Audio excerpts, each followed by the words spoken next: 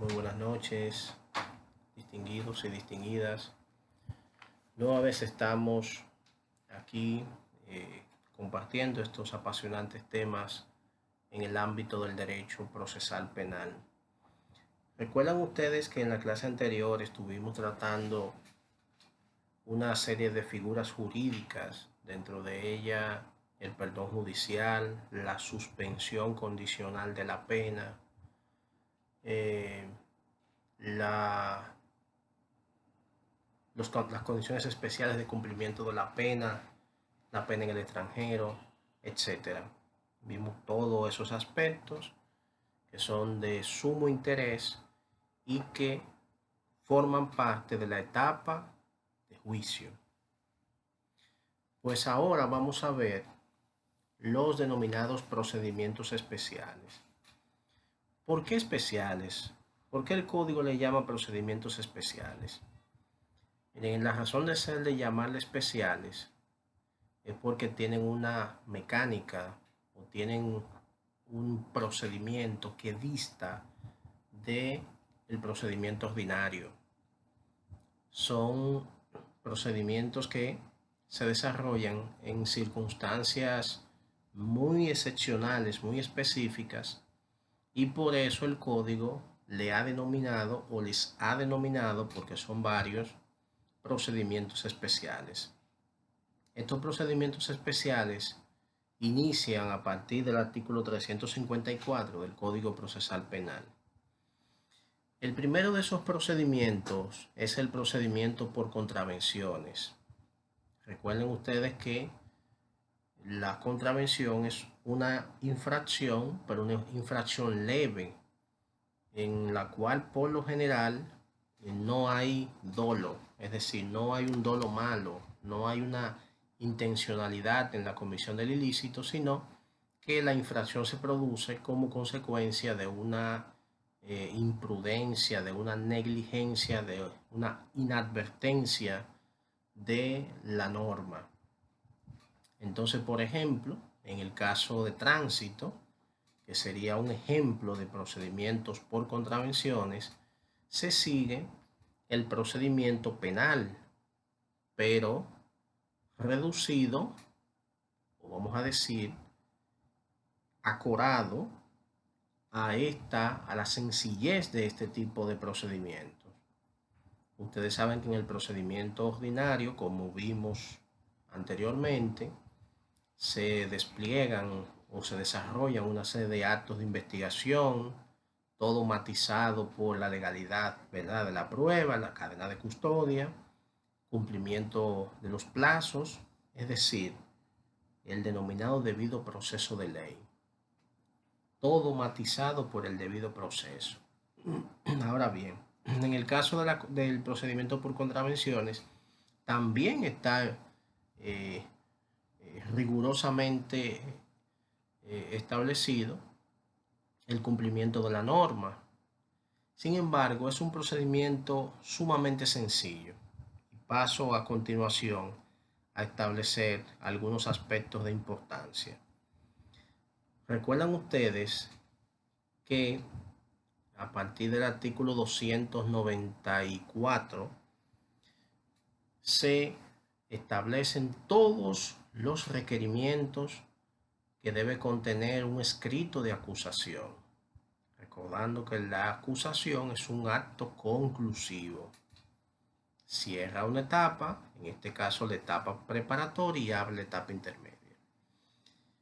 En este caso, cuando se lanza una acusación en materia de contravenciones, todos esos requisitos que son tan rigurosos del artículo 294, que incluso dice uno de esos acápites de dicho artículo, que cuando se lanza una acusación debe establecerse la pretensión probatoria, y que el hecho de no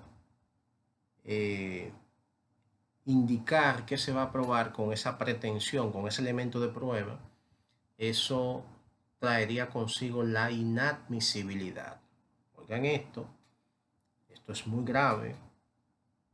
una acusación que establezca los elementos de prueba, no diga que se va a probar con esto, que es lo que se llama pretensión probatoria, entonces la misma norma establece que podría declararse inadmisible. Pero ¿qué sucede en este procedimiento por contravenciones? Que es tan sencillo, que solo tiene 5 requerimientos para su validez. Reitero, la acusación en materia contravencional, y dentro de esto colocamos el caso, por ejemplo, de tránsito, pero pudiera ser otro tipo de casos que sean, por ejemplo, competencia del juzgado de paz, que ustedes saben que conoce distintas tipologías que entran en el ámbito de la contravención. Por ejemplo, una persona que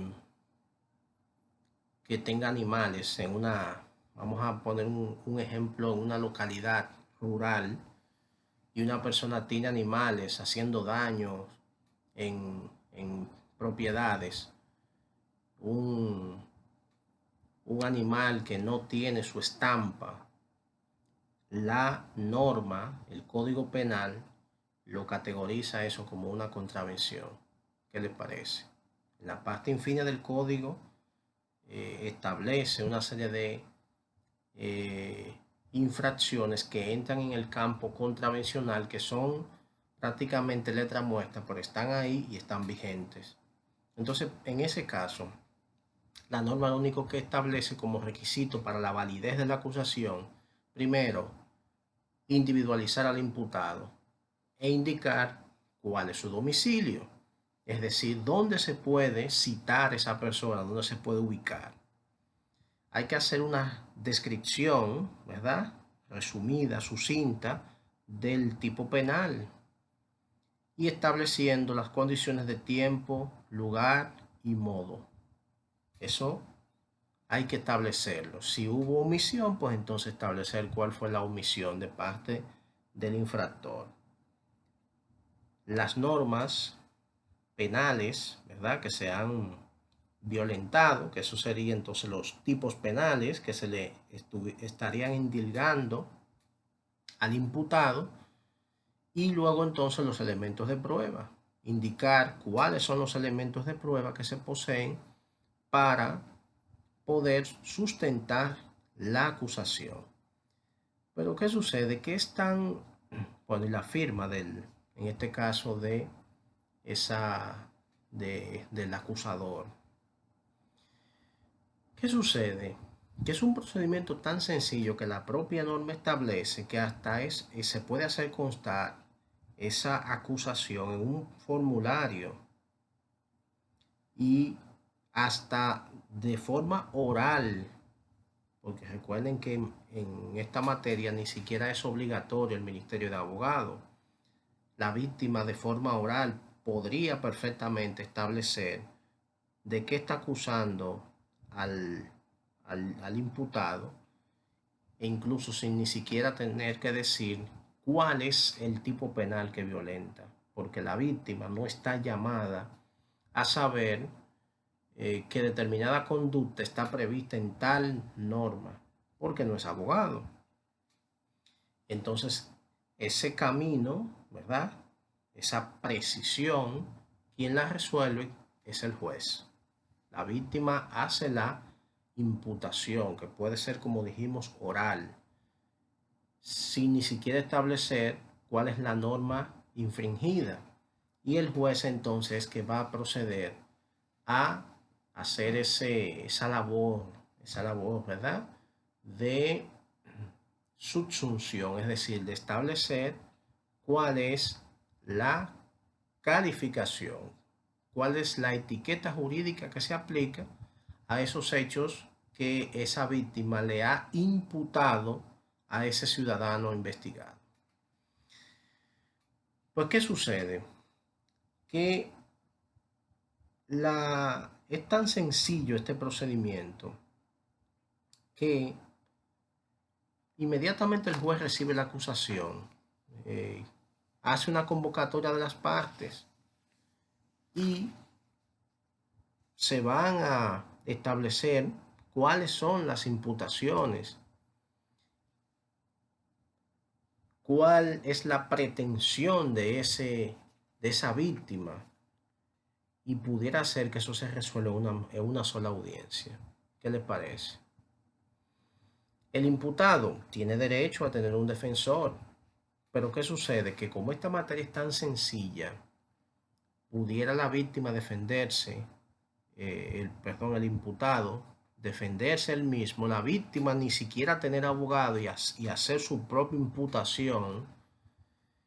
Y en caso de que decidiera el imputado contratar los servicios de un abogado, tendría que ser un abogado privado, porque en esta materia, como es tan sencilla, no aplica el apoderamiento de un abogado de la defensa pública. Eso es un mandato expreso de la norma, no es que yo creo o que es interpretativo, no es que la propia norma sí lo establece. Las normas en materia de defensa pública no aplican para este tipo de procedimiento porque es tan sencillo que la propia víctima y el propio imputado pueden, eh, uno, acusar y el otro defenderse de la acusación. Y si ese imputado desea tener una defensa técnica, entonces ¿qué? Tiene derecho, pero que la pague. En este caso también, la norma establece que no aplican las medidas de coerción, salvo el caso del arresto, que no puede exceder de 12 horas. Pero ¿qué sucede? Que hemos visto en los casos de tránsito, por ejemplo, que se le conocen medidas de coerción y a veces se impone prisión preventiva al conductor. ¿Por qué sucede esto? Bueno, yo pienso que a veces sucede por la indignación manifiesta desde el punto de vista social que se produce ante una imprudencia que causa daños gravosos. Por ejemplo, recuerdo ya hace unos años un conductor que por una actitud imprudente embistió otro vehículo y por la carretera de Samaná, carretera del Nordeste, y fallecieron una cantidad importante, muchísimas personas. Entonces en ese caso eso creó un revuelo colectivo y entonces se le impuso prisión al conductor. A veces se hace por populismo, porque recuerden que la medida de coerción, como vimos anteriormente, no está llamada a sancionar a nadie, sino simplemente se coloca medidas de coerción con el objetivo de que ese imputado no se escape, de que ese imputado se mantenga atado al proceso penal. Es decir, que la medida de coerción, como dijimos, tiene un carácter instrumental, no constituye, no es una sanción. Entonces, ese procedimiento por contravenciones es sumamente sencillo. Si, por ejemplo, hemos puesto el ejemplo de los casos de tránsito, que ustedes saben que se conoce en el juzgado especializado de tránsito. A veces se conoce en el juzgado de paso ordinario, que en días específicos se constituye en un juzgado especializado de tránsito.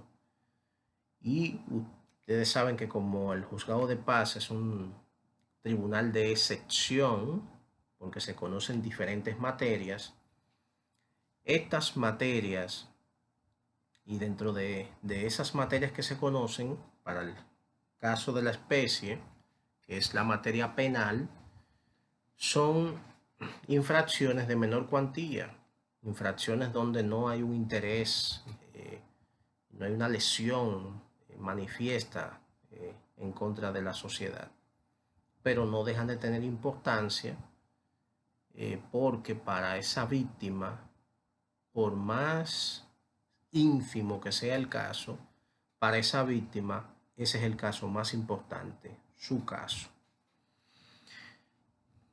No hay más explicaciones que no sea estas. Si por ejemplo se trata de un caso de un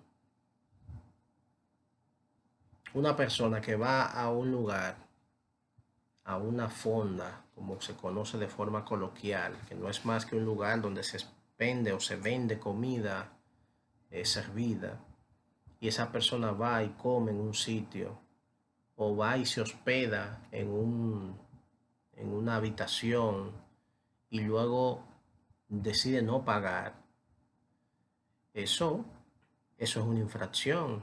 Y ese tipo de infracción sería competencia ¿de dónde? Del juzgado de paz. Entonces, en ese caso, se sigue ese procedimiento que yo le indiqué. Ese propietario de esa fonda o de ese lugar de expendio de comida servida, o esa persona que es propietario de varias habitaciones, que la alquila para que las personas se hospeden ahí y como contrapartida estas personas le paguen una suma de dinero, va y usa esos servicios y luego entonces indica que no tiene dinero.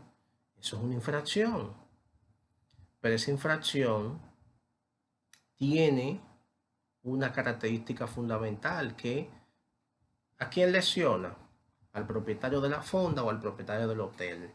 ¿El fondista o el propietario del hotel? Entonces, no se, imagínense ustedes que se trate de 1.500 pesos, 2.000 pesos. Eh, ¿Ustedes se imaginarían una persona, una víctima, tener que contratar los servicios de un abogado para poder recuperar esas sumas de dinero? O un abogado que, o tener que buscar, seguir un procedimiento riguroso para obtener alguna sanción o para obtener las dos cosas, sanción penal y también que retorne, ¿verdad? Ese monto al erario, al capital de esa víctima. Entonces, no procede, no procede. Tener que gastar más para procurar que retorne al patrimonio de esa víctima un dinerito. No tiene sentido. Si me engañaron con 1.500 pesos, 2.000, 3.000 pesos, y yo entonces tengo que gastar 5 o 6.000 pesos para poder recuperar esos 4.000 pesos, mejor lo dejo perdido. Eso es un asunto de simple lógica. Entonces, para ese tipo de infracciones es que existe este procedimiento sencillo que se llama procedimiento por contravenciones, en el cual, como dije anteriormente, la víctima perfectamente puede lanzar su acusación de forma muy sencilla, lo puede hacer en un pequeño formulario, puede inclusive hacerlo de manera oral, cualquier situación el juez puede subsanarla porque la víctima no está llamada a saber la rigurosidad de este procedimiento porque no es abogado, y el juez, después que ya está depositada la acusación, perfectamente cita a las partes a los fines de que estos puedan venir a dilucidar la cuestión. Cada quien presenta sus elementos, por un lado la víctima, por otro lado el imputado, y se hace uso de las técnicas que vimos anteriormente para el juicio, pero eh, acordada a la sencillez de este procedimiento. Y al final, si no hay mayores situaciones, el juez estatuye, el juez toma la decisión. Bueno, ya visto entonces este procedimiento por contravenciones, y como le dije es sumamente sencillo, se encuentra el procedimiento para infracciones de acción privada, que yo les estuve hablando de este procedimiento anteriormente. ¿Cuándo les hablé de este procedimiento? Cuando al inicio del módulo anterior tratamos los tipos de acciones y yo les hablé de la acción pública, le hablé de la acción pública a instancia privada y luego también le traté las infracciones de carácter privado. Recuerden que hay tres tipos de acciones y esta es una de ellas. Estas infracciones de acción privada están previstas en el artículo 359 combinado con el artículo 32. Sí, 32. Ese artículo 32 establece, por ejemplo, que esas infracciones de acción privada, dentro de ellas está la violación a la ley de cheques, por ejemplo, sin tomar en cuenta el caso de la falsedad de cheques, que ya en este caso la norma permite que pueda ser perseguido el infractor tanto por acción pública, mediante acción pública a instancia privada. Es decir, que no es acción privada.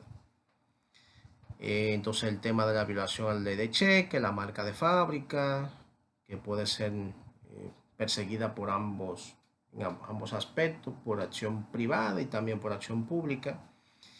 Y el tema de la difamación e injuria. Es decir, no son muchas las infracciones de acción privada.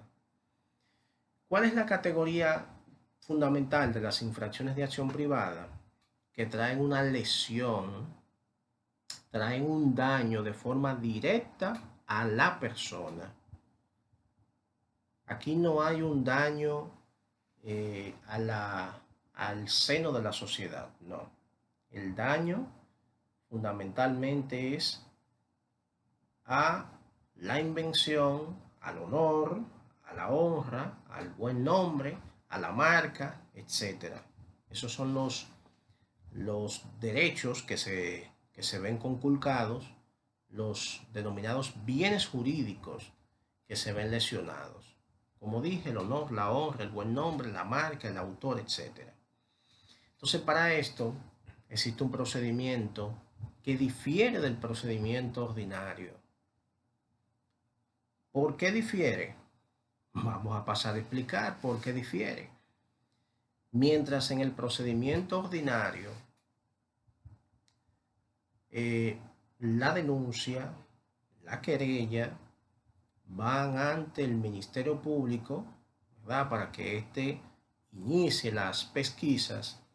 En el caso de este procedimiento, no va ante el Ministerio Público, sino que va directamente ante el juez.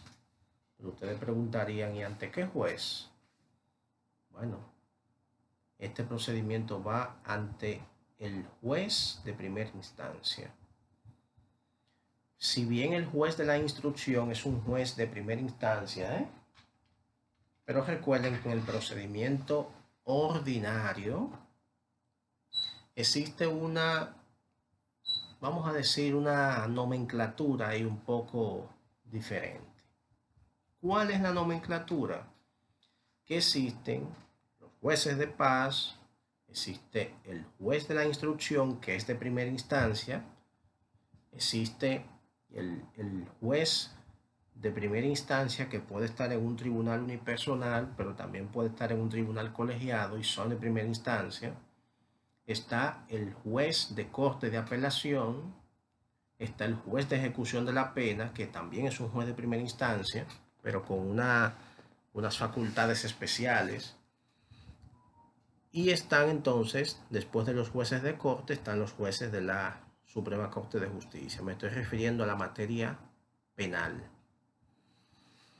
En el caso de este procedimiento de las infracciones de acción privada, en vez de ir al juez de la instrucción, como sucede en el procedimiento ordinario, la querella, la imputación va ante el juez de primera instancia, que está colocado en una sala penal. Se deposita la acusación y entonces esa acusación, pues evidentemente que le es notificada al imputado y se establecen plazos para depósito de documentaciones y eso. Resulta que luego el juez va a fijar una fecha para que se conozca una audiencia, pero esa audiencia es específicamente para dilucidar el tema de si es posible llegar a un acuerdo entre las partes. Es decir, que es una audiencia conciliatoria. Esa audiencia conciliatoria, como su nombre lo indica, lo que busca es que las partes, en virtud de esa intervención de ese tercero imparcial que es el juez, puedan arribar a algún tipo de acuerdo. Y si arriban a un acuerdo, entonces se procede a archivar el proceso. ¿Y quién va a hacer ese archivo? En este caso, quien dicta el archivo es el juez, si las partes llegaron a un acuerdo. Ahora, si las partes no llegaron a ningún acuerdo, el juez lo que hace es que envía el proceso a una segunda fase, que sería la fase de prueba y fondo. Es algo similar al derecho laboral. En esa fase de prueba y fondo lo que se va a hacer es a presentar los distintos elementos de prueba que se tienen para poder sustentar la pretensión del acusador, la pretensión de la defensa, y el juez lo que va a hacer es a justipreciar esos elementos que se presentan y tomar una decisión. Ojo, se utilizan, adaptadas a la sencillez de este procedimiento, las técnicas de litigación, las técnicas que hablamos anteriormente para el juicio de presentación de los elementos de prueba, de la incorporación de los elementos de prueba, de la autenticación, etcétera, de la exhibición. Es decir, que se utilizan las técnicas de litigación, pero adaptadas a la sencillez de este tipo de procedimiento. Pudiera ser que también se abandone la acusación porque entienda ese querellante que no tiene sentido, ¿verdad?, continuar con la acusación, y puede abandonar la acusación. ¿Y qué va a hacer? Que el juez va a declarar la extinción de la acción penal por abandono de parte de ese querellante. No hay mucho que explicar porque es un procedimiento sumamente sencillo también. Los aspectos así que difieren del procedimiento ordinario yo ya se los he explicado, y tiene, como les decía, un matiz diferente al procedimiento ordinario. En el caso de la difamación o de la injuria, ustedes han visto muchísimos casos que se dilucidan en la palestra, que se hacen públicos, y se han percatado, o pueden buscarlo en internet para que se puedan empapar mejor, o en YouTube, que primero se convoca una audiencia para procurar que las partes lleguen a un acuerdo. Esa primera fase es obligatoria. Lo que no es obligatorio es que las partes lleguen a un acuerdo, porque perfectamente pueden ir a la audiencia y inmediatamente dan sus calidades, y el juez le concede la palabra, pueden manifestarle de inmediato que no tienen interés en que se ahonde en la cuestión, porque su interés es que ese proceso vaya a la próxima fase. Entonces no hay que hablar mucho, el juez lo que va a hacer es a verificar que evidentemente todos, tanto la acusación como los posibles escritos, cumplan con los requerimientos de la norma. ¿Y qué va a hacer? Va a proceder a irse a la próxima fase, que será la fase de la presentación de los elementos de prueba, y ahí entonces te va a ponderar si lleva razón el querellante o si lleva razón la defensa técnica. Les reitero que el Ministerio Público no participa en nada de este procedimiento, porque la sociedad no tiene ninguna vela en ese entierro. Eso es un tema de carácter privado entre esa víctima constituida en querellante y ese imputado. Solo podría intervenir el Ministerio Público en el caso de que a la víctima se le haga muy difícil conseguir algún elemento de prueba para sustentar, ¿verdad?, su caso. Y entonces en esa circunstancia se le puede solicitar al juez la expedición de un auto en virtud de una figura jurídica que se llama auxilio judicial previo. Esa figura llamada auxilio judicial previo lo que significa es que si la víctima se le ha hecho difícil, por ejemplo, poder individualizar al imputado, lo conoce por un apodo, por ejemplo, o algún elemento de prueba que entienda que es vital para poder sustentar su caso, se encuentra en manos de un tercero, que puede ser una institución, puede ser una persona moral, puede ser una persona física. Entonces, sin ese elemento, ese querellante entiende que no podría sustentar su caso. Entonces, en esa situación, le puede solicitar al juez que le dé el auxilio judicial previo, es decir, que ordene al Ministerio Público, o podría ser a algún órgano del Estado, o podría ser a un órgano privado, o pudiera ser al Ministerio Público para que vaya a ese órgano privado y busque determinada información y se la entregue a ese querellante para que éste pueda sustentar su demanda, su pretensión. Entonces, solo en ese caso podría intervenir ese Ministerio Público como órgano del Estado u otra dependencia estatal. Yo he visto casos, por ejemplo, que el juez le ordena al Departamento de Investigación de Crímenes y Delitos de Alta Tecnología de la Policía, el DICAT, perdón, le ordena que le entregue a la víctima determinado elemento para que éste pueda sustentar su demanda. Yo lo he visto en varias ocasiones. Entonces, este es el procedimiento por acción privada.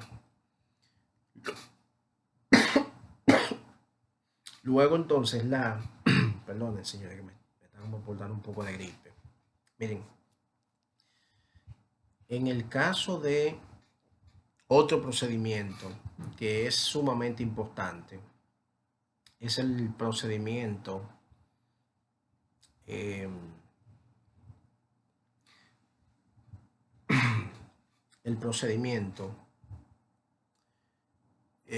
penal abreviado, que ya lo vimos.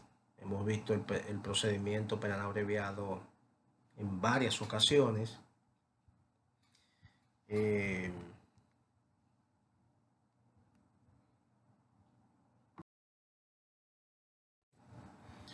Bien, entonces nosotros le decíamos que hemos hablado en varias ocasiones del procedimiento penal abreviado, por lo que no voy a insistir en este tema, pero sí existe dentro del procedimiento penal abreviado o juicio penal abreviado que vimos en la etapa intermedia, existe un penal abreviado o acuerdo parcial.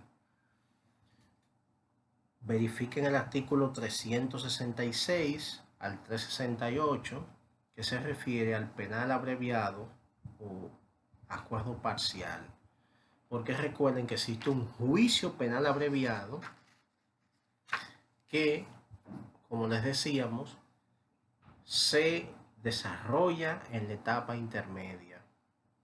Implica que el imputado acepte el hecho, resalza a la víctima, que la pena imponible en caso de condena sea menor de 20 años o que se trate de una sanción que no conlleve pena privativa de libertad, y ya entonces, reparado el daño a la víctima y el imputado admitiendo los hechos, entonces al aceptar los hechos no tiene razón de seguir el proceso penal cuando el imputado ya se ha declarado culpable. Y se suscribe un acuerdo y se va a una audiencia donde el juez puede rechazar o acoger el acuerdo. Si rechaza, el proceso sigue su curso normal. Si acoge, entonces el imputado es condenado y tiene que cumplir el acuerdo que se ha suscrito en cuanto a pena y en cuanto a resarcimiento del daño ocasionado a la víctima. Ese es el penal abreviado o juicio penal abreviado pleno que ya vimos en detalle anteriormente. Ahora me quiero referir al acuerdo parcial. ¿En qué consiste el acuerdo parcial? El acuerdo parcial es una figura jurídica de juicio, del juicio, no es de etapa ni preparatoria ni intermedia, es una figura jurídica del juicio, reitero, que implica que en el interín del juicio las partes pueden acordar, en este caso víctima, Ministerio Público, imputado, evidentemente que el imputado asistido por su defensa técnica, pueden hacer un acuerdo exclusivamente, es decir, tan solo sobre los hechos y solicitarle al tribunal que se produzca un juicio para discutir la pena. Ustedes dirían, pero ¿y para qué? Tiene mucha lógica, porque pudiera ser que se esté produciendo una discusión de un acuerdo entre víctima, imputado y Ministerio Público, y debido a ciertos aspectos dentro del acuerdo que no se está conteste, el proceso siga su curso y se conozca la audiencia preliminar. Y luego entonces se esté discutiendo el juicio. Y durante ese intervalo, durante ese interín, las partes deciden llegar a un acuerdo. Entonces pueden hacerlo, pero pueden hacerlo desde el inicio del juicio. Es decir, no, nosotros estamos de acuerdo con los hechos. Lo que queremos, juez, es que nos fije una fecha para nosotros venir aquí a discutir sobre la pena. Porque recuerden ustedes que hay hechos, hay tipos penales que conllevan una sanción, pero esa sanción es la denominada pena flexible, es decir, que es un intervalo, es decir, que la pena puede ir de 3 a 20 años, de 5 a 10, de 6 a 2, etc. Entonces el Ministerio Público y el querellante, por su lado, posiblemente quieran que se le coloque determinada pena a ese imputado, pero el imputado no quiere que se le coloque esa pena y está dispuesto a que se le coloque una pena, pero una pena menor. Entonces, como no llegan a ningún acuerdo, pueden acordar sobre los hechos, establecer cuál es esa casuística que va a normar el caso y luego entonces irse a una etapa para dilucidar la pena imponible. Por su lado, el Ministerio Público querellante van a procurar la pena máxima. Por su parte, la defensa técnica, ¿qué es lo que va a hacer? Que va a presentar cuantas circunstancias de atenuación existieren para que al final el juez le coloque una pena menor al imputado. Entonces, por favor, verifíquense ese artículo 366 y siguientes que se refiere al acuerdo parcial. Nos ponemos de acuerdo en cuanto a los hechos y luego entonces discutimos sobre la pena imponible. Por su lado, esos acusadores van a procurar una pena, la máxima posiblemente, por el lado de la defensa técnica, van a procurar la colocación de la pena menor para ese delito. Evidentemente que para ellos, para la defensa técnica, procurar esa pena ínfima, tienen que presentar elementos de prueba, sin duda alguna.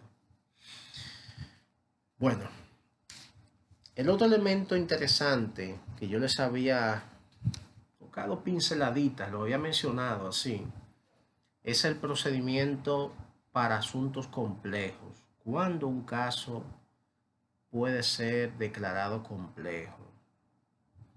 A pesar de que el código trata ese procedimiento como un procedimiento especial y pareciera que sería hasta una incongruencia del código tratar ese procedimiento después de los elementos que tienen que ver con el juicio. Pero recuerden lo que les dije anteriormente, para ustedes poder manejar este código tienen que analizarlo en su contexto total, es decir, como un todo. No pensar que los elementos son, por ejemplo, secuenciales. No, este código hay que verlo de manera armónica, verlo como un todo. Una disposición normativa que está al inicio puede tener vinculación directa con una otra disposición que esté en el centro o al final del código. Entonces hay que verlo así, de manera armónica, como un todo.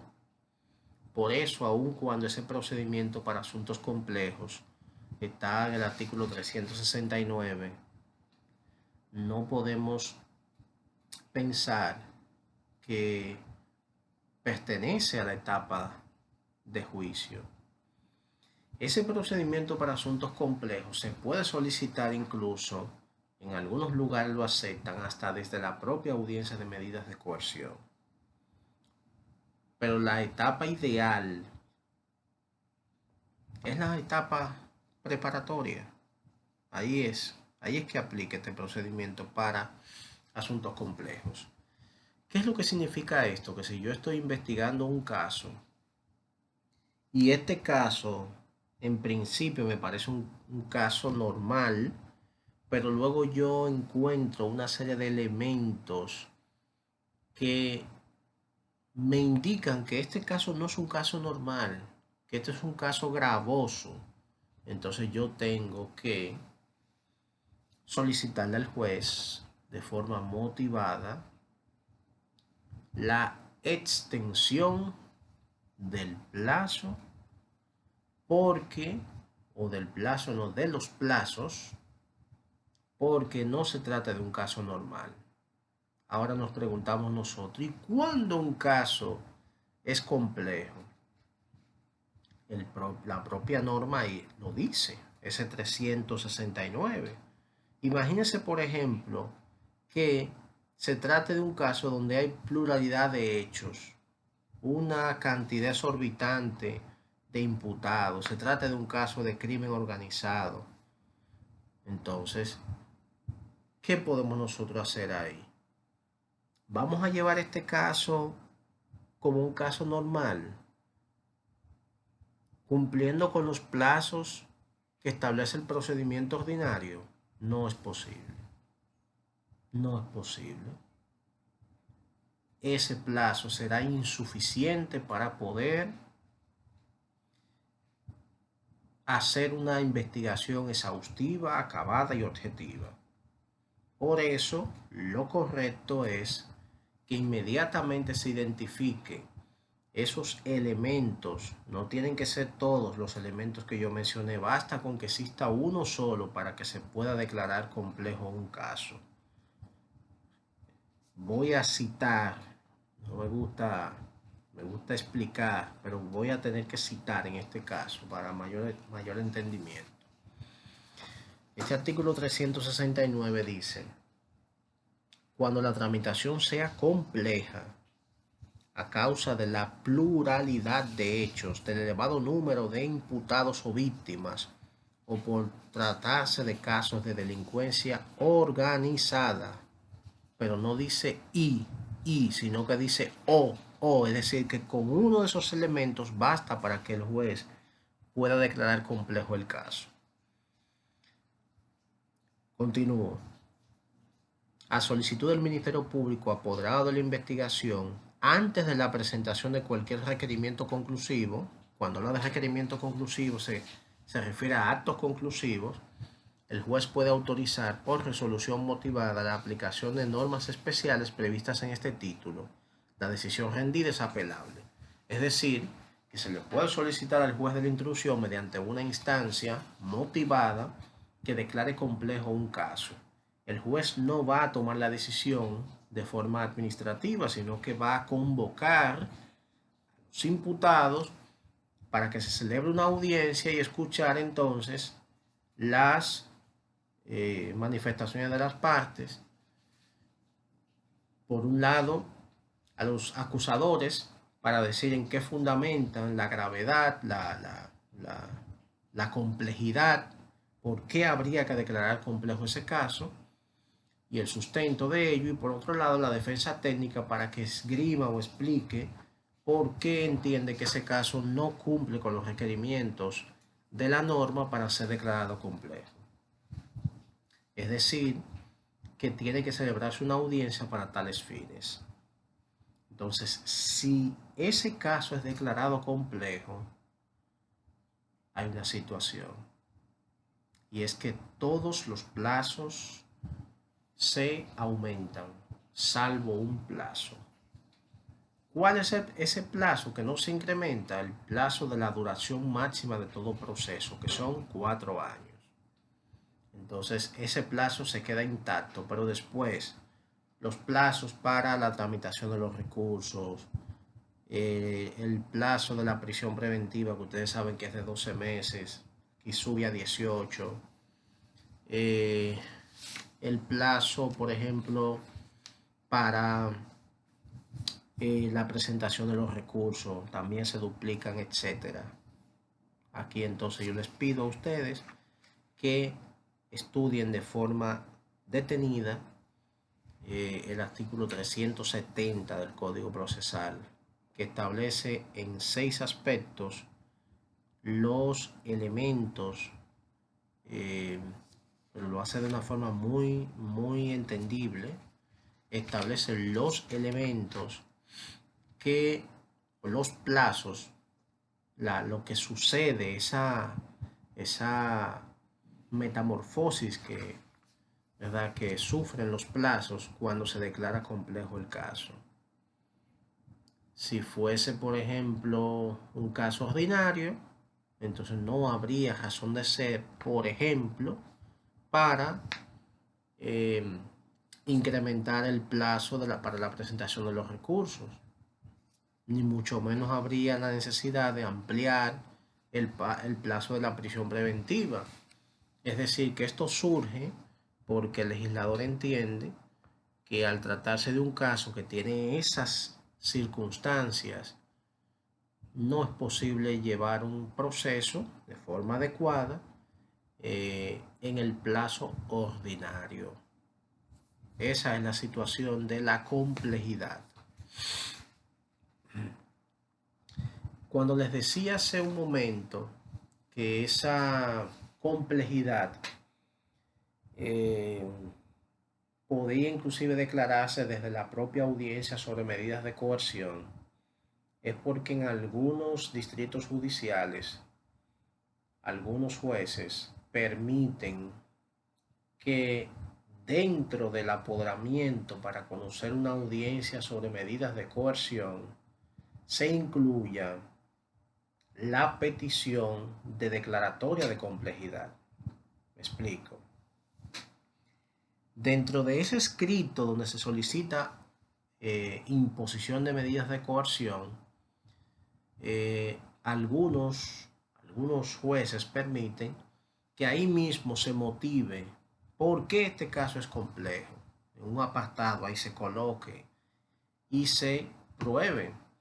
Y entonces en el desarrollo ya de la audiencia de medida, de manera oral, establecer, pedir su medida y también motivar por qué ese caso es complejo y por qué el juez debería declararlo complejo.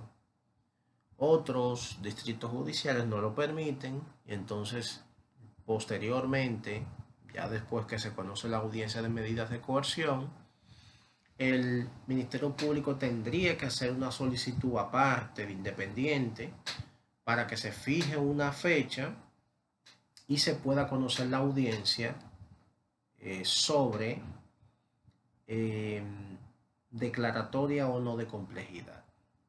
Se celebra una audiencia de la manera que le dije anteriormente, se escucha la parte acusadora, estableciendo por qué entiende que ese caso es complejo, presentando los elementos sustentatorios y hace la petición de declaratoria de complejidad. Por su parte, la defensa técnica va de viva voz a presentar una serie de alegatos y posiblemente va a presentar uno que otro elemento o va a rebatir los elementos presentados por los acusadores para probar que ese caso no cumple con los requerimientos para ser declarado complejo. Eso básicamente esa es la dinámica que se sigue en esa audiencia. Reiterándoles que esa es una audiencia que se conoce durante la etapa preparatoria, a pesar de que el código la coloca ya en la parte después del juicio y después de una serie de figuras jurídicas del juicio, pero lo coloca ahí como por el hecho de ser un procedimiento especial, pero ese procedimiento especial es parte de la etapa preparatoria que vimos en el módulo anterior. Por eso fue que yo se los mencioné en la etapa, en el módulo anterior de este monográfico, pero reitero, aun cuando está en ese título de procedimiento especial, es un procedimiento utilizado durante la etapa preparatoria. Igual sucede con otro procedimiento que se llama el investigador bajo reservas, que también por lo general se utiliza en la etapa preparatoria. Si yo, por ejemplo, estoy investigando un caso, vamos a poner un caso que sea de criminalidad organizada, la norma habla de que para poder permitirse al investigador bajo reserva, la sanción que trae consigo la infracción que supuestamente se está cometiendo debe ser igual o mayor de 3 años. No aplica para otro tipo de infracciones que traigan consigo una pena menor de 3 años. Entonces, ¿cómo se hace esto? Bueno, que si estoy investigando un caso y necesito infiltrar a alguien para que esa persona, bajo un seudónimo, bajo una identidad reservada, se infiltre a esa organización criminal, pueda saber los movimientos, pueda captar, grabar información y que esa información sea viable y sirva como elemento de prueba, entonces tengo que hacer una solicitud ante el juez motivada, explicándole el tipo de investigación que estoy llevando, la necesidad de que esa persona se infiltre a una organización criminal y entonces el juez la autoriza. Pero ¿qué resulta? Que esa autorización, la norma establece claramente que este plazo no puede, no puede mantenerse, como les decía, o como les digo, no puede mantenerse en el tiempo de forma indefinida porque se están lesionando derechos. Esa persona tiene acceso a muchísima información privilegiada y hasta información íntima de determinado conglomerado.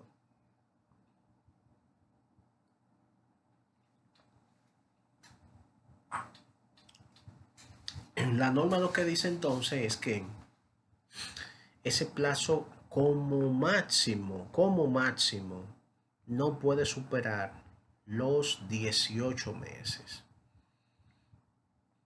El juez va a fijar el plazo, se puede renovar el plazo, pero no puede superar los 18 meses, porque es que se violentan muchísimos derechos. Imagínese una persona que tiene acceso a estar grabando conversaciones y a estar colocando el oído donde quiera y a estar grabando imágenes y todo ese tipo de cosas, entonces se violentan derechos.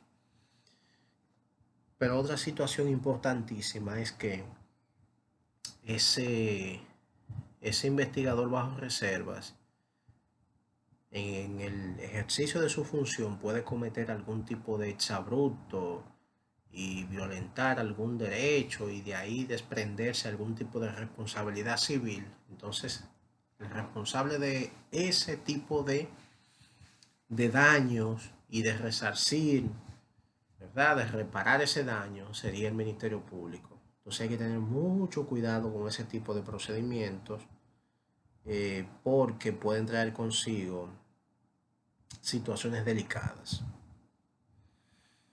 Ese tipo de procedimiento es importantísimo. En otros países se hace de forma cotidiana.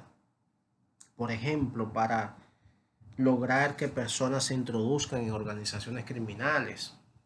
Por ejemplo, de que se dedican a la trata de personas, al tráfico de armas, al tráfico de drogas, al lavado de activos, etcétera.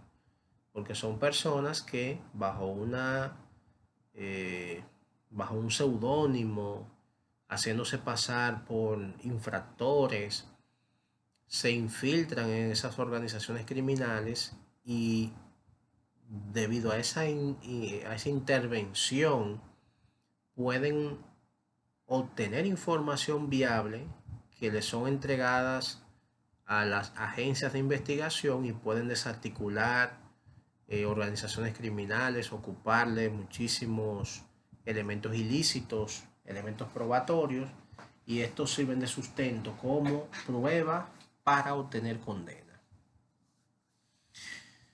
Bueno, yo sé que es mucha información.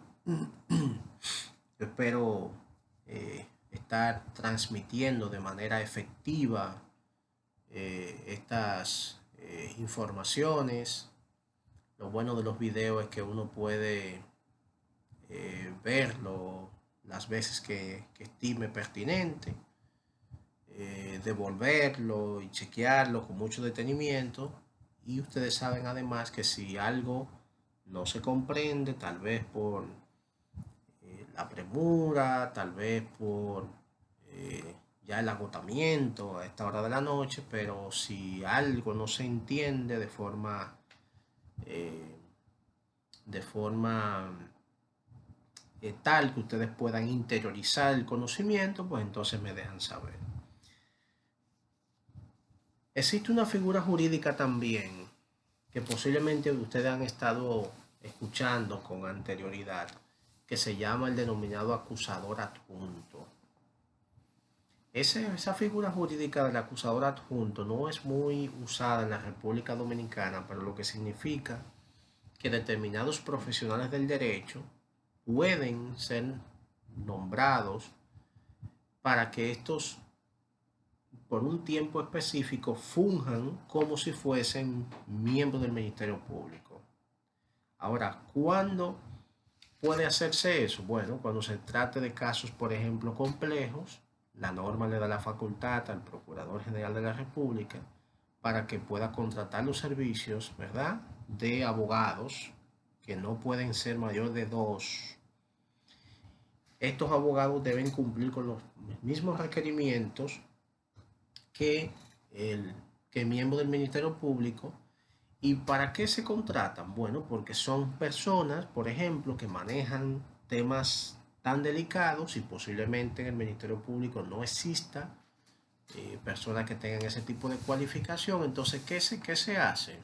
Que se contratan esos acusadores adjuntos y estos durante el tiempo que estén desempeñando esa función van a actuar como si fuesen fiscales, pero en representación de quién? Del Estado Dominicano. Eso es lo que se llama acusadores adjuntos. Por ahí se escuchó hace un tiempo que estaban por crear unos acusadores adjuntos, contratarlos y no duden ustedes de que eso se pueda suscitar más adelante. Pero fundamentalmente es para eso. Son profesionales del derecho que son contratados por el Procurador General de la República para que estos funjan como acusadores adjuntos con las mismas facultades de un ministerio público, con el objetivo de que estos puedan hacer una persecución más efectiva, habida cuenta de que están preparados en ciertas áreas del saber que posiblemente algún miembro del Ministerio Público no tiene ese nivel de profesionalización en ese aspecto. Bueno, ya para entonces nosotros cerrar el tema de los procedimientos especiales, vamos a tratar el procedimiento para inimputables. Vamos a ver si les puedo explicar con la debida tranquilidad y que ustedes puedan comprender este tipo de procedimientos que es muy importante, aunque no es tan común, pero sí es importante. Lo primero que tenemos que explicar es qué es un inimputable. Y un inimputable es una persona que, debido a poseer una patología, se le hace prácticamente imposible poder entender la dimensión de su actuación. Es decir, es una persona que, si bien ha cometido delito, no tiene la sanidad mental para poder comprender lo que está haciendo o lo que hizo. A veces se produce un ilícito penal y la persona está en sano juicio, pero luego, durante el interín, se producen circunstancias que le llevan a perder la noción, el juicio, y entonces hay un problema porque tiene una patología. Y a veces la persona comete la infracción teniendo ese tipo de patología, es decir, que se encuentra desprovisto de raciocinio. Bueno, la cuestión entonces es que si una persona se encuentra en esa situación, eso no puede quedar a la libre, es decir, eso tiene que ser probado. Y para poder probar que una persona se encuentra desprovisto de razón, hay que llevarlo ante un perito. En este caso sería ante un psiquiatra o ante una comisión. En la práctica lo que se procura es que varios profesionales de nivel en el ámbito de la psiquiatría, que pueden ser, por ejemplo, psiquiatras que formen parte de la Sociedad Dominicana de Psiquiatría, examinen a esa persona y pueden emitir un peritaje diciendo si está o no en la capacidad de poder enfrentar un proceso. Si se determina que es un inimputable, es decir, una persona que no tiene el raciocinio suficiente para comprender que ha cometido un delito, entonces lo que se hace es que se sigue un procedimiento especial, que es este procedimiento, el procedimiento para inimputables.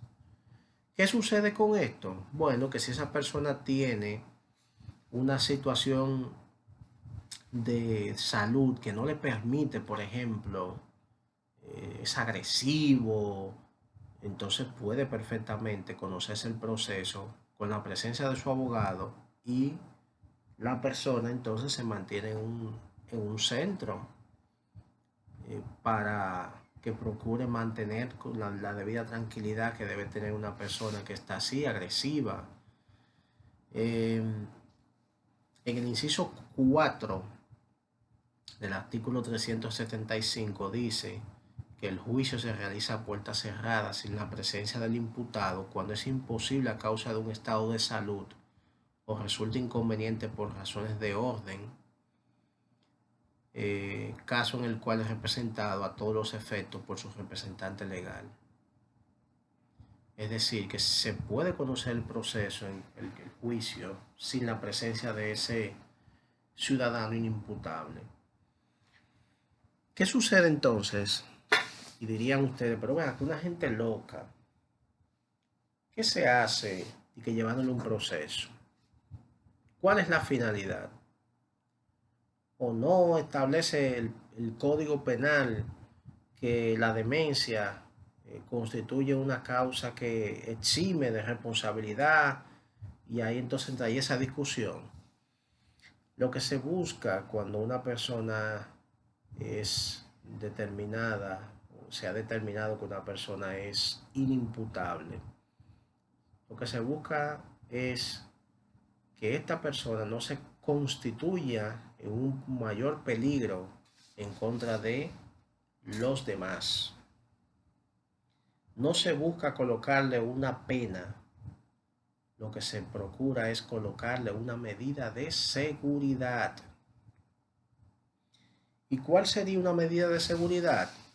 Por ejemplo, el internamiento de ese ciudadano imputado. Que esa persona se mantenga en un centro que le permita no primero, posiblemente mejorar y quién sabe si hasta sanarse. Segundo, que esa persona no se constituya en un peligro para los demás. Entonces eso no se llama condena, ni se llama pena, eso se llama medida de seguridad.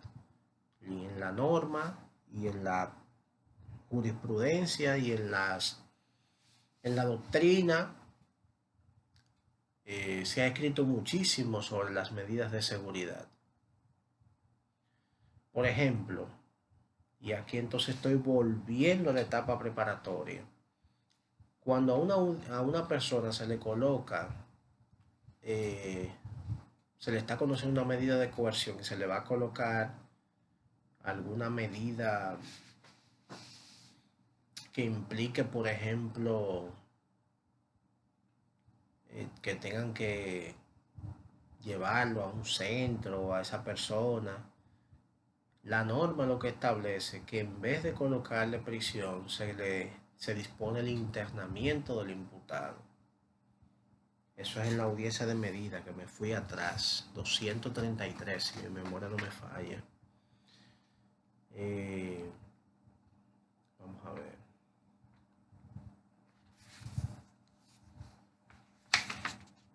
Correctamente. Ese 233 dice: internamiento. A solicitud del Ministerio Público, el juez puede ordenar el internamiento del imputado en un centro de salud mental, previa comprobación por dictamen pericial de que sufre una grave alteración o insuficiencia de sus facultades mentales que lo tornan peligroso para sí o para terceros, siempre que medien las mismas condiciones que aplican para la prisión preventiva. Es decir, que cuando se conoce la audiencia de medida, si la persona tiene algún tipo de patología en el ámbito, ¿verdad? Entonces lo que se dispone es el internamiento, más que todo. Entonces, volviendo otra vez aquí a este procedimiento especial, si la persona tiene alguna situación, algún patológico que no le permite saber la dimensión de su actuación ilícita, pues entonces debe seguirse ese procedimiento para que en vez de colocar una sanción y mandarle a un recinto penitenciario, se le coloque una medida de seguridad que implica que esa persona sea llevado a un lugar donde éste se pueda tal vez recuperar y que no se constituya en un peligro para los miembros de la sociedad. Entonces, para eso es que existe ese procedimiento denominado procedimiento para inimputables.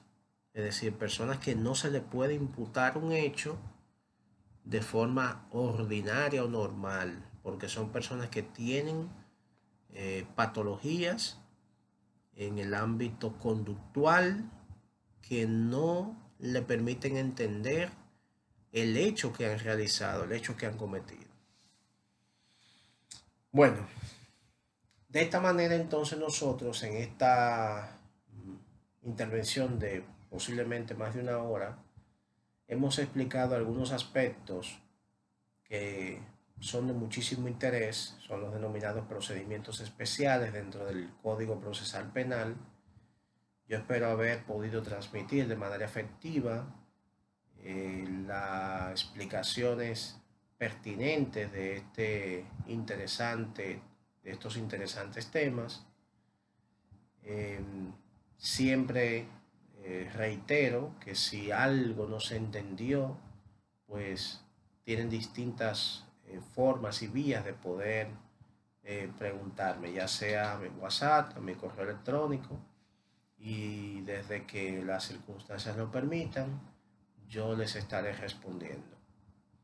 Así que les deseo feliz noche, les pido excusa porque he estado un poco agobiado con tantas actividades laborales, pero siempre para mí es un placer poder compartir con ustedes. Buenas noches, bendiciones para todos y todas.